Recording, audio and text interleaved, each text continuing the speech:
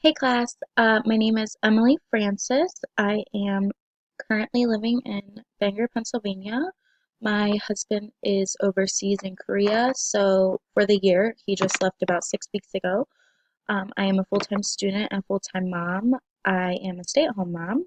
We plan to move back to Virginia when he's back. I'm just here living with family for the year to get extra help. Um, I like, I have a St. Bernard, I have two cats, I like antiquing and reading in my free time and hanging out with my kids.